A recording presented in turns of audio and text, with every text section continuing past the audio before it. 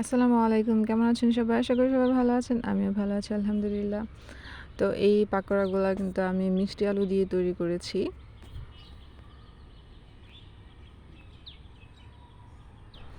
আমাদের নিজেদের গাছের মিষ্টি আলু তো তাই ভাবি সবসময় যে মিষ্টি আলু দিয়ে কী তৈরি করা যায়, কী তৈরি করা যায়। ভাবতে ভাবতে রেসিপি সার্চ করি। সার্চ করে চোখের সামনে যা আসে ভাবি যে একটু ট্রাই করে দেখি কেমন হয়।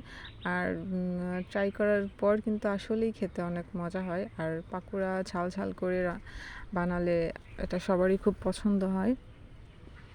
তো এখানে আমি একটা মিষ্টি আলু সেদ্ধ করে নিলাম। আর এটা ঝাল ঝাল পাকোড়া হবে। তো এখানে আমি পরিমাণ মতো একটু ময়দা অ্যাড করে নিলাম, আর কাঁচামরিচ কুচি, পেঁয়াজ কুচি দিয়ে নিলাম। এখানে এখন আমি মশলা অ্যাড করে নিলাম, 1 চা চামচ মরিচের গুঁড়া আর ধনিয়ার গুঁড়া, হলুদের গুঁড়া দিয়ে নিলাম। পরিমাণ মতো একটু লবণ দিয়ে নিব এখন।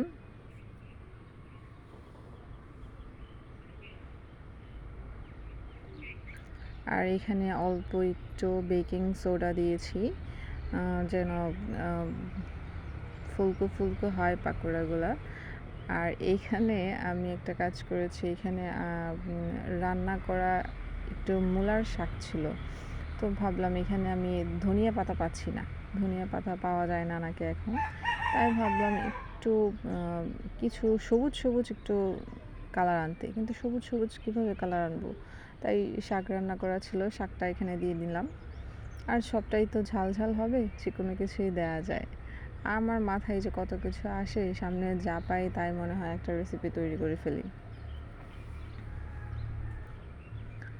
তো এইখানে তেল গরম করে পাকোড়াগুলো দিয়ে নিলাম। আর এটা অনেক ক্রিস্পি হয়েছে খেতে, আর ঝাল ঝাল হয়েছে তো তাই ভালোই লেগেছে খেতে।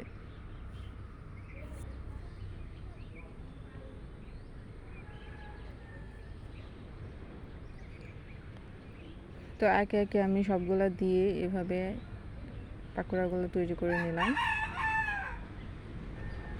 এই তো আমার পাকোড়াগুলো ভাজা কমপ্লিট হয়ে গেল। এবার একটা প্লেটে তুলে নিলাম।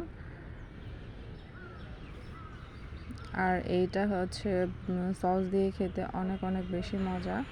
তো আমরা পরে সবাই সস দিয়ে এই পাকোড়াগুলো খেয়েছি। আমি নিজেই অর্ধেক খেয়ে নিয়েছি, আমার নিজের কাছে অনেক ভালো লেগেছে। তো সবাইকে অনেক ধন্যবাদ আমার ভিডিওটি দেখার জন্য। আল্লাহ হাফিজ।